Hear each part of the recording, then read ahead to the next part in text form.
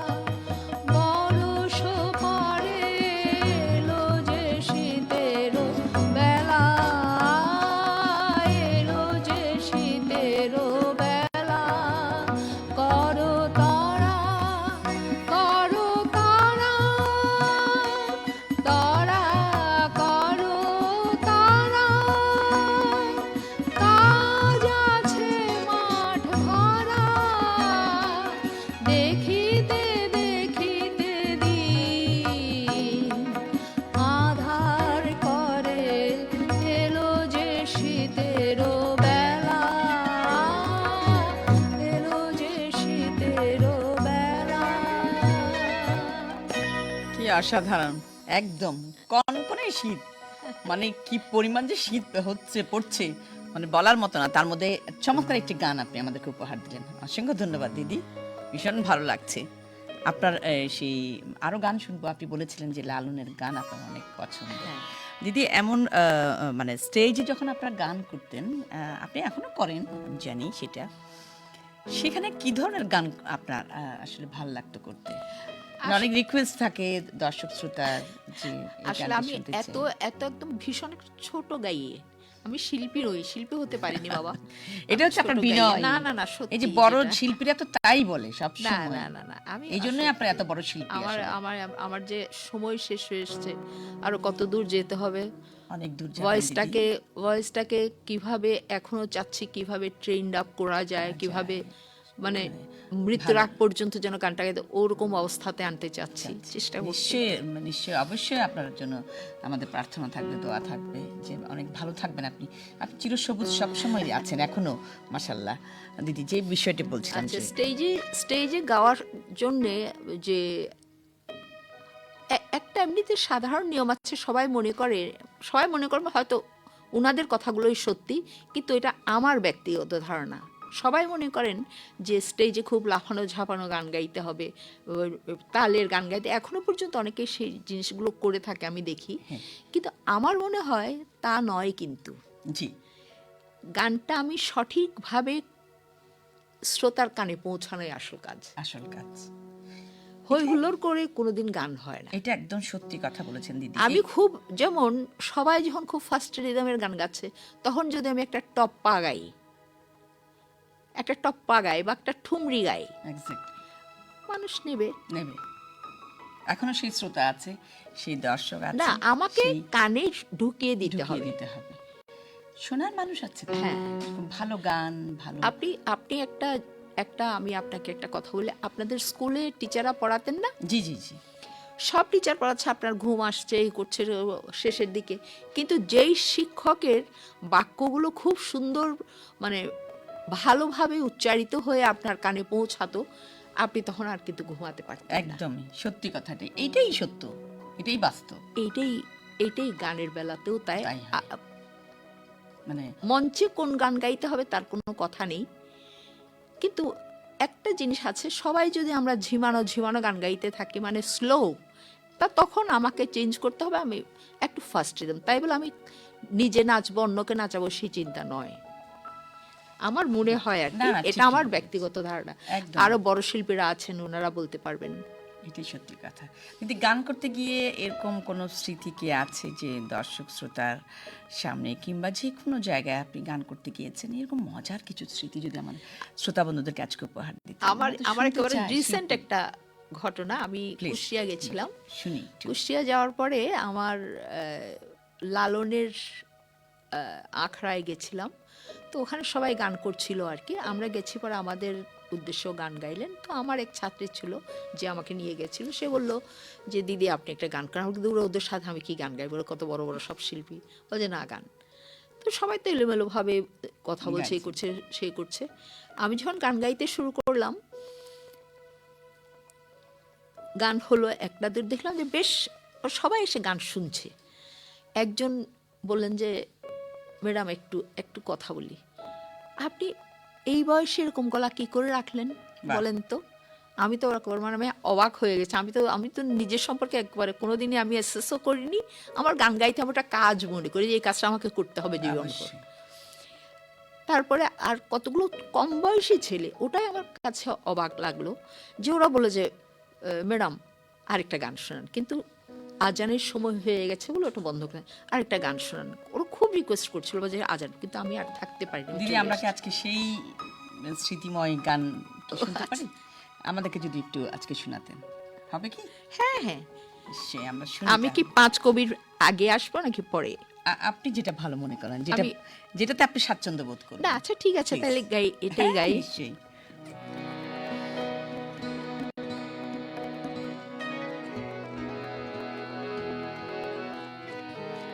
আমার কথা ভুল হতে পারে, ওনারা মনে করিয়ে দিয়েছিলেন কথা। আচ্ছা।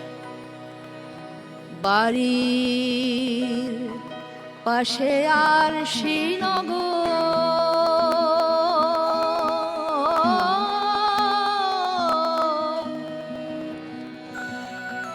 সেথা পর সে বসত করে, এক ঘর পর সে বসত করে, আমি একদিনও না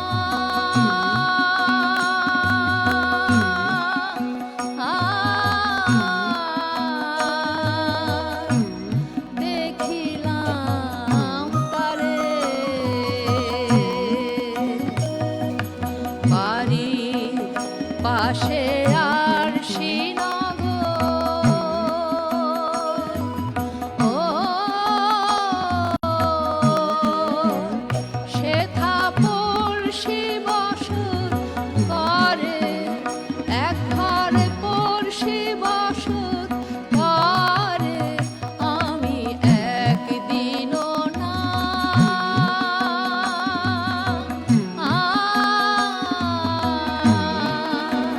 দেখিলাম তারে।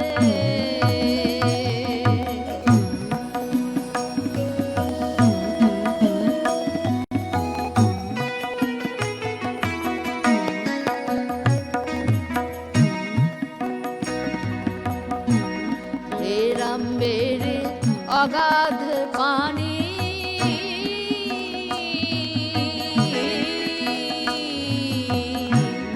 নাই কিনারা নাই তরণী পারে, এরাম বেড়ে অগাধ পানি,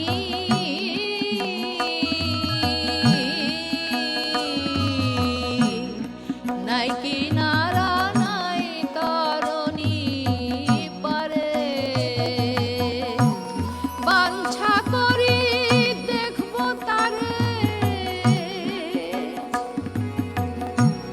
বাঞ্ছা করি দেখবো তারে, কেমনে সে যায় যায় রে, ও সে কেমনি সে গায় যায় রে, আমি একদিনও না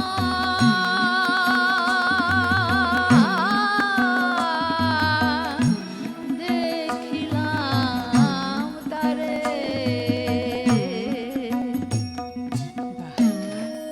কি অসাধারণ, কি অসাধারণ। ওটা ওনারা বলে দিচ্ছেন, পরের কথাগুলো সবাই দিদি, ঠিক ভীষণ ঠিক ভালো লাগলো, ভীষণ ভালো লাগলো।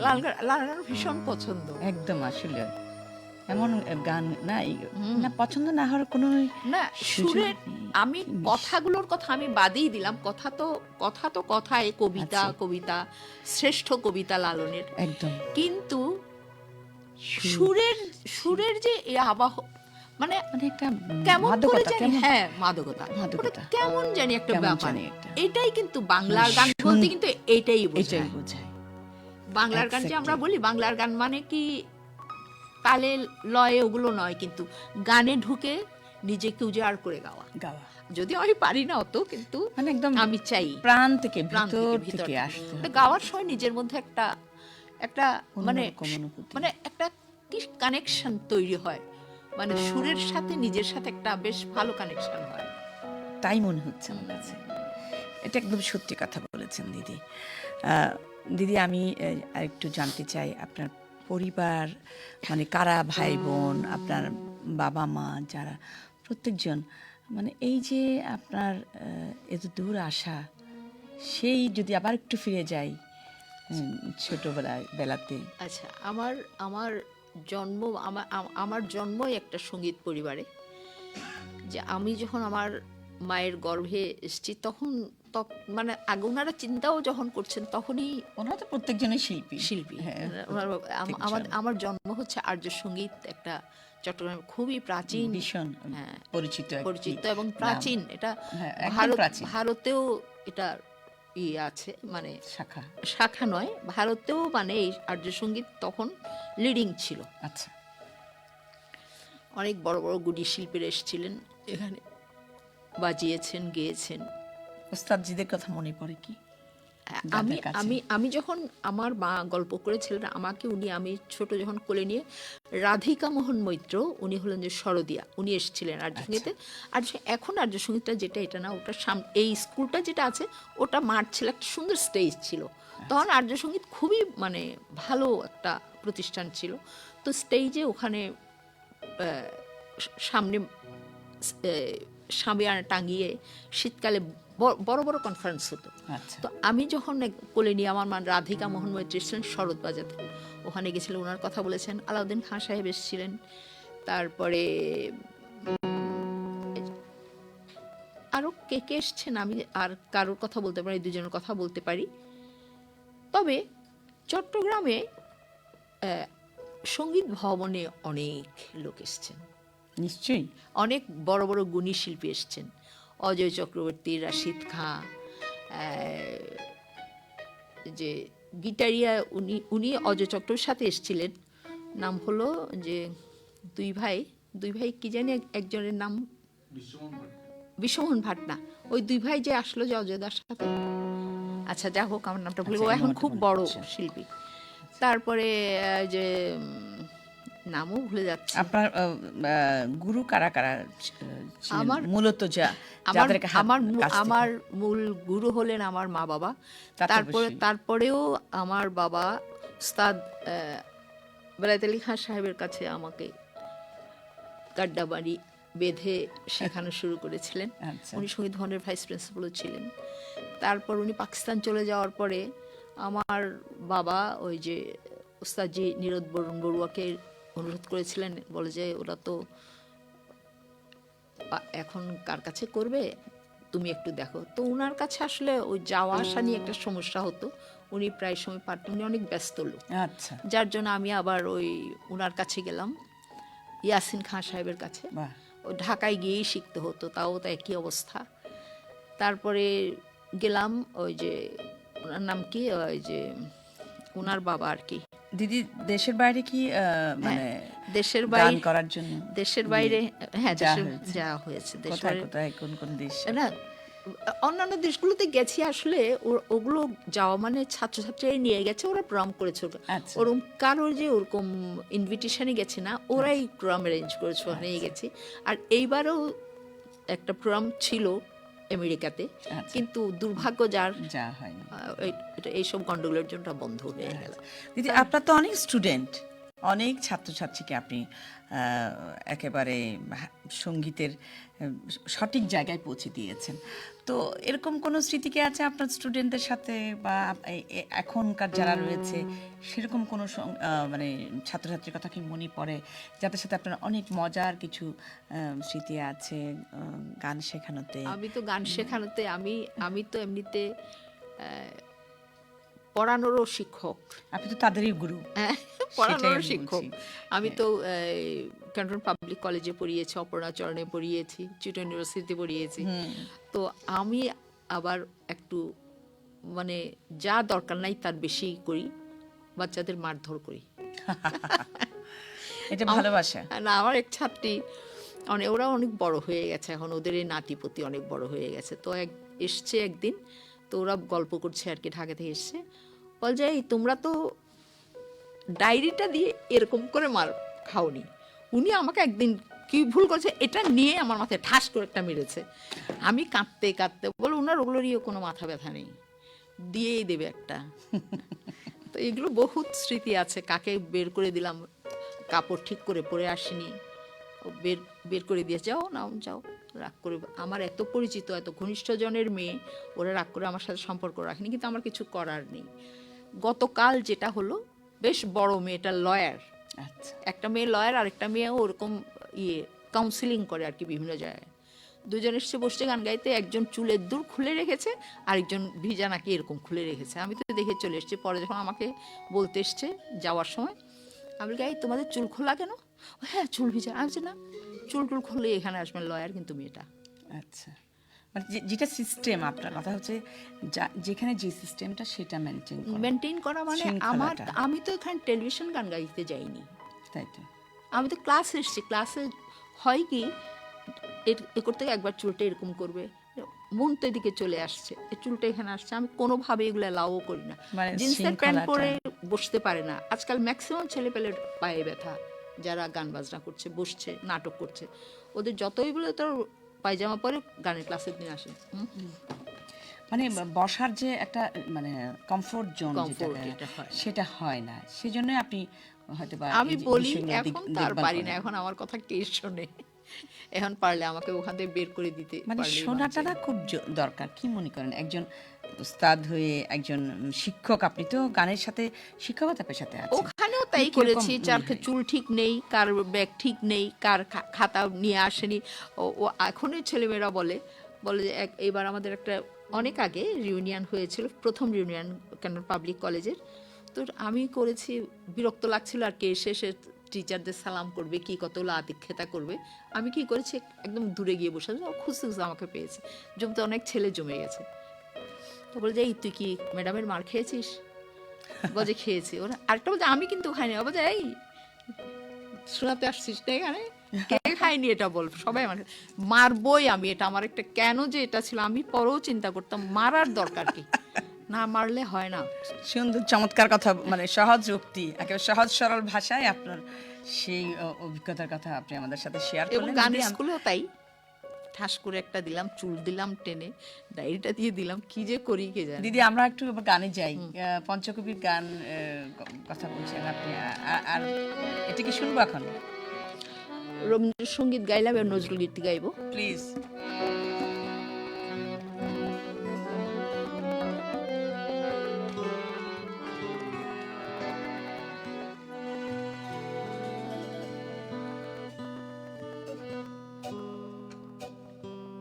একটু কমিয়ে দেই না?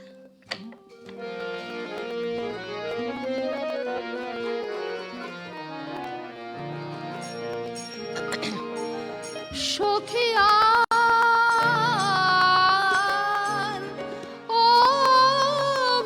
অভিমান জানাবো না, বাসবো ভালো নীরবে।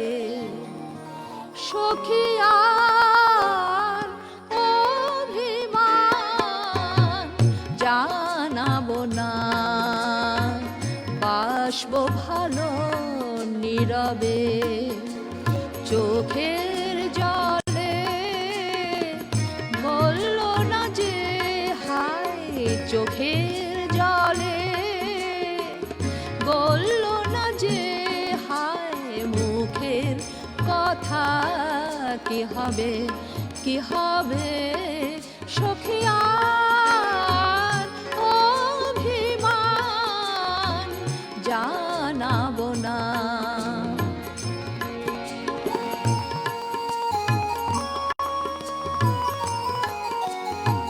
অন্তর জামি হয়ে অন্তরে মন দিবানিশে রহে যে, চেতজন অন্তরে মন কোন সে ব্যথা বোঝে না কে, কি কবে।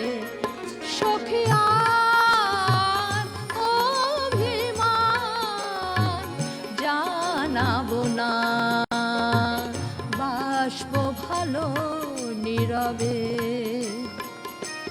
সখী এবার আমার প্রেম নিবেদন, মনের কথা গোপনে সূর্যমুখী চাহে যেমন, চাওয়ার নেশা তপনে।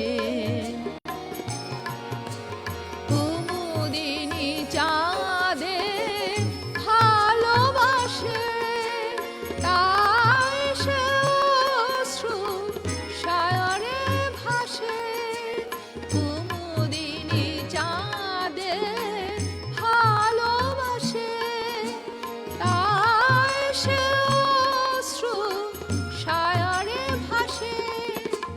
হাজার জনম কাঁদিতে হবে, হাজার জনম কাঁদিতে হবে, তাহারে চেয়েছি যবে, যবে। সখিয়ার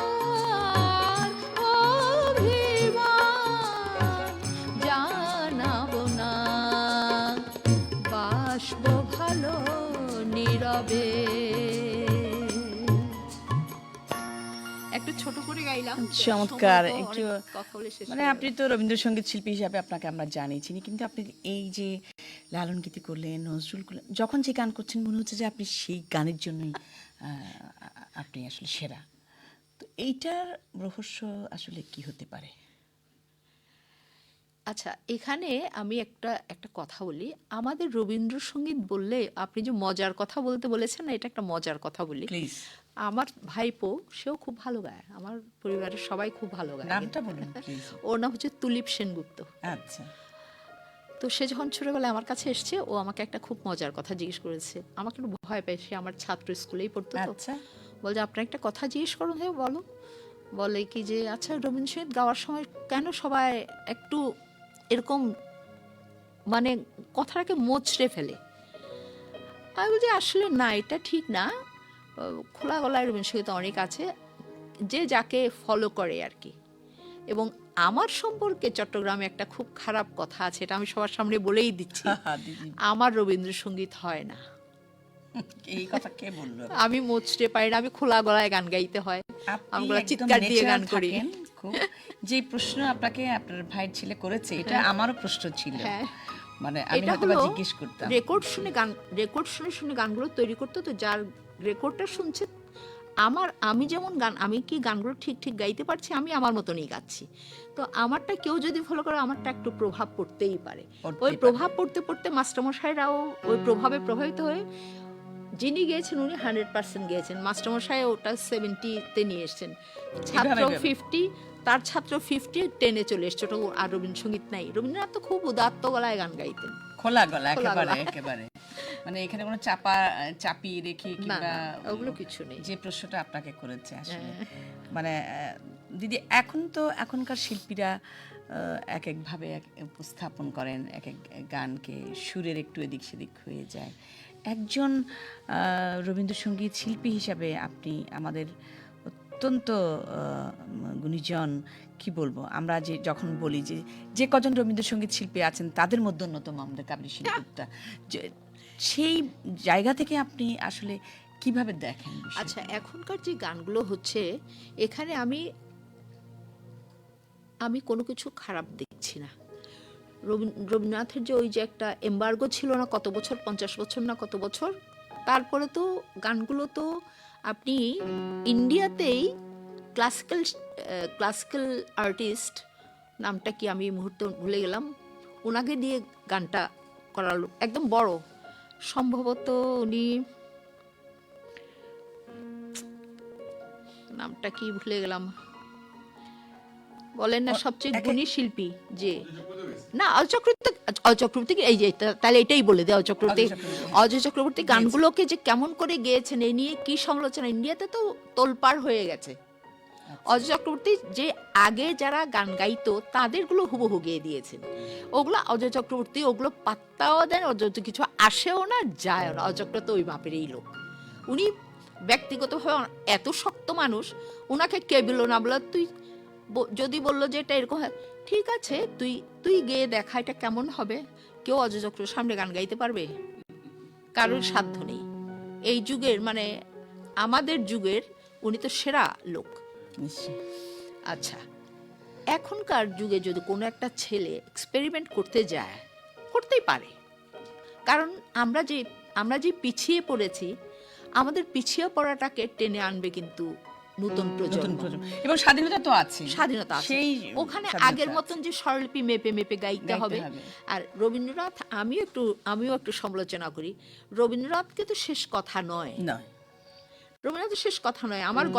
আমার গলায় যে জিনিসটা আসবে আমি ওটা একটু করতেই পারি, সেইটাই তখন সমস্যা ছিল। যেমন দেবব্রত বিশ্বাসকে বন্ধ করে দিয়েছিলেন কি জন্য? দেবব্রত গানগুলো কিবোর্ড দিয়ে, আর ওনার তো খোলা গলা, উনি ওরকম করে একটু ইনিয়ে বিনিয়ে গান না।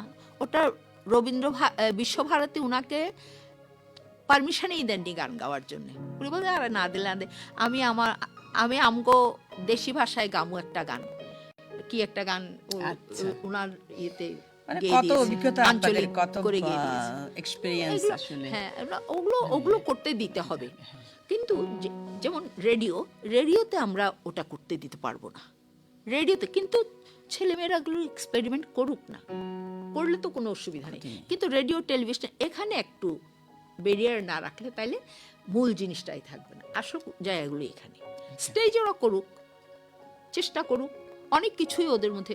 যেমন ওনার নাম কি, সুচিত্রা মিত্র একটা জায়গায় বলেছেন, বলছে প্রাণ চাই চক্ষু না চায়, বলছে এটা খুব কাঁচা হাতের লেখা, উনি বলেছেন। তো ওনারাও বলেছেন, তো তাইলে অসুবিধা কি? করুক না, করলে তো কোনো অসুবিধা নেই। আমার মনে হয় যেমন আমরা এক সময় ব্যান্ডের গান বললে আমরা আটকে উঠতাম, হ্যাঁ ব্যান্ডের গান, এ বাবা কি লজ্জার বিষয়। যেমন আমাদের বাড়ির কথাই বলি, আমাদের বাড়িতে ধ্রুপদ, ধামার, খেয়াল, ঠুমরি পর্যন্ত যাবে, তার বাইরে আর যাবে না। ঠুমরি একদম খুব ঠুমরি পর্যন্ত যায়, তার বাইরে যাবে না। আমার ছোট ভাই শুরু করলো আধুনিক গান তো গাইবে, সাত গায়া গান গাইতেছে, কি গাইতেছে, মানে একটা কারবার। ব্যান্ডের গান বললে মানে অনেকে একটু হলো, কিন্তু চাটগার গান নিয়েও তো অনেক কথা, মানে যে চাটগার গান গাইবো একজন শিল্পী, কিন্তু চাটগার গান যে কতটা জনপ্রিয়। হ্যাঁ, বিভাস গায় না, ফোক গান গাচ্ছে না, ও তো কি গান না গাচ্ছে। অথচ ও আরো মজার এই কথাটাই বলে, আমার ওর ইমিডিয়েট বড়টা আর কি ভাই, সে আবার খুব রবীন্দ্রসঙ্গীত গাইতো, তবলা বাজাতো, ভালো গিটার বাজাতো, রেডিওতে বাজাতো। ও রবীন্দ্রসঙ্গীতে গাইতো, ও আধুনিক গান। বলছে ছোটদা তুমি না রবীন্দ্রসঙ্গীত গাইতে নিজে যে কখন রবীন্দ্রনাথ হয়ে যাও। আমি একদিন গান করছি, একটা আধুনিক গান চেষ্টা করছিলাম আর কি, তো সেও খুব ভালো গায়, কিন্তু ঢুকে বলে কি যে ছোট রবীন্দ্রসঙ্গীতটা খুব ভালো, মানে আমার গলাটা রবীন্দ্রসঙ্গীত হয়ে গেছে। এটা রবীন্দ্রসঙ্গীত না, তো এটা তো আধুনিক গান। না এটা রবীন্দ্রসঙ্গীত, কে বলেছে? মানে ওই যে শুনতে শুনতে দেখতে দেখতে আপনাকে তো সেভাবেই দেখে। আসলে আমরা সময়ের দিকে এগিয়ে যাচ্ছি, শেষের দিকে আছে আমাদের সময়। আমরা দিদি আমরা শেষ একটা গান বেশি হয়ে যাচ্ছে না, আমরা তো আসলে গল্প আড্ডা গানে বসেছি, গান ফাঁকে ফাঁকে গান শুনছি আমরা।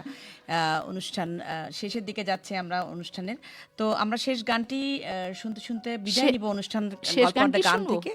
আর আমাদের শ্রোতা বন্ধুরা এতক্ষণ যারা আমাদের সাথে ছিলেন, যারা গল্প আড্ডা গান শুনছিলেন, কাবেরী সেনগুপ্তার কথাগুলো এত মধুময় কথা, ভীষণ ভালো লাগছিল, শুনতে ইচ্ছে হচ্ছিল। আরও অনেক কথা রয়ে গেল, পরবর্তীতে নিশ্চয়ই কোনো একটা সময় শুনবো আমরা। তো আমরা বিদায় নেব। প্রিয় শ্রোতা বন্ধুরা, আপনারা যেখানে আছেন সবাইকে আবারও অনেক অনেক শুভেচ্ছা, ভালোবাসা। আমরা পরবর্তী অনুষ্ঠানে আবারও শুনবো অন্য কোনো শিল্পীর অনেক না জানা গল্প। দিদি আপনাকে অসংখ্য ধন্যবাদ, ভীষণ ভালো লাগছিল। আমি সবাইকে, শ্রোতাদেরকে, আপনি যে এসেছেন আজকে আমাদের সাথে, আমি একবারে প্রণত হচ্ছি। শ্রোতাদের কাছেও আমি প্রণত, আমি সুস্থ থাকতে পারি সেটাই আশীর্বাদ করি, যাতে করে যা আছে তাই থাকলেই হলো। সুস্থতা কামনা করছি, অনেক ভালো থাকবেন। আমরা শেষ গানটি শেষ গানটি গাইবো আমি রজনীকান্তের একটা গান গাইবো, প্লিজ।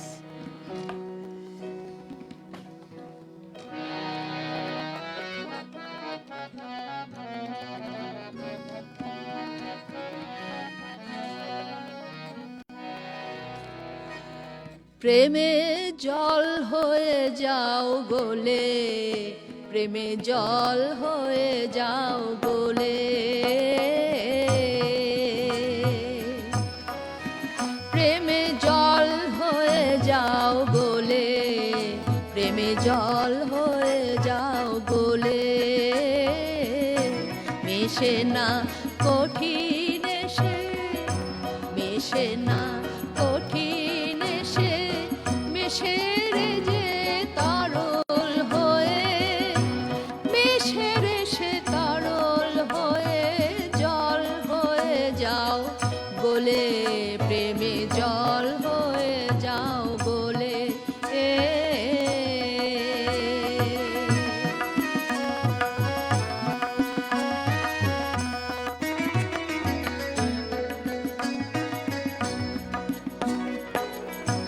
মিশরের তার কতলে,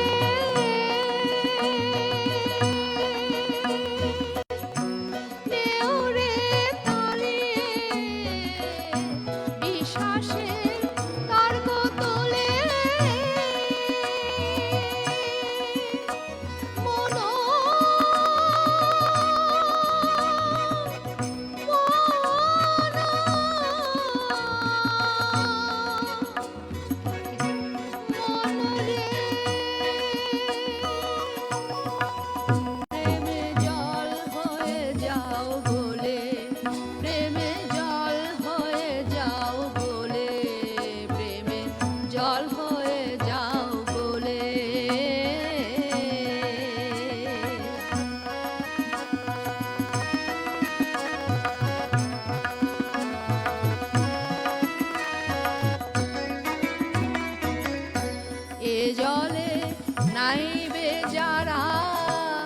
থাকবে না আর মৃত্যু জরা, এ জলে নাইবে যারা।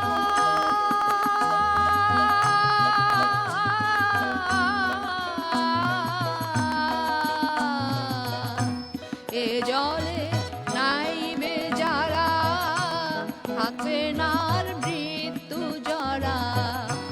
পানে পিপাসা যাবে, ময়লা যাবে ধুলে, যারা সাঁতার খুলে নামতে পারে।